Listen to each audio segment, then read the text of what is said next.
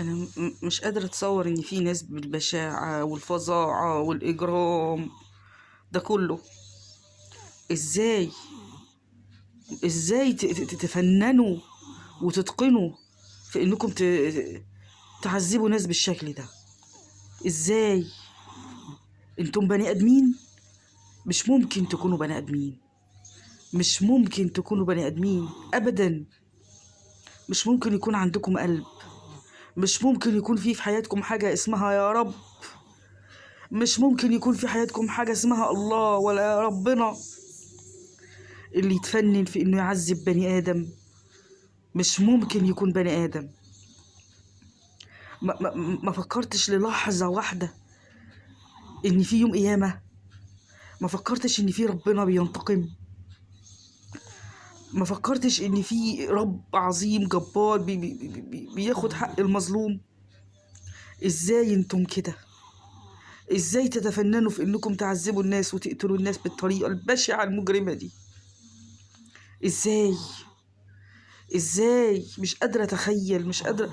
والناس دي ما عملتهمش حاجه خالص. يعني لا في بطار، ولا قتلوا ابوهم مثلا، ولا قتلوا امهم، ولا كلوا لقمتهم، ولا عملوا اي حاجه، لمجرد ان هم بس وقعوا في ايد الظالمين.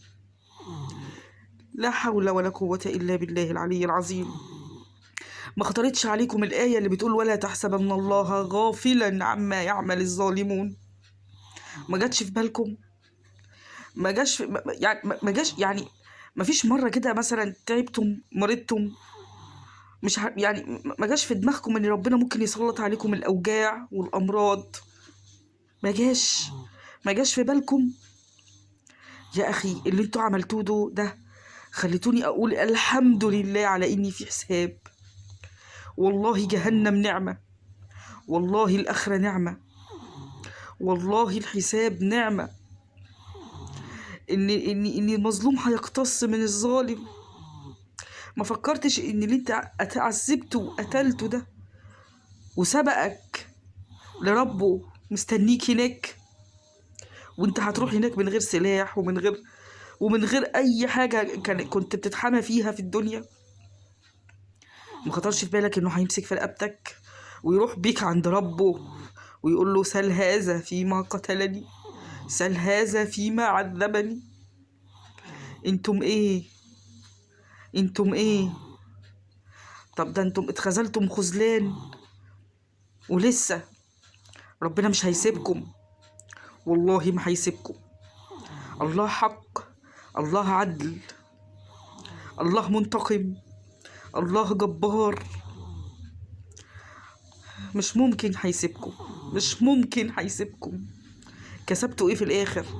خدتوا ايه في الاخر غير المذلة والاهانة وانكم استسلمتم من غير طلقة واحدة؟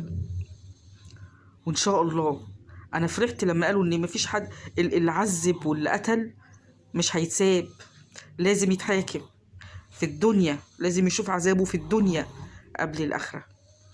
لازم.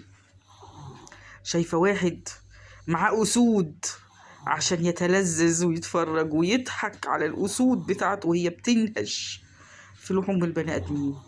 حسبنا الله ونعم الوكيل. منكم لله. ولا تحسبن الله غافل عما يعمل الظالمون.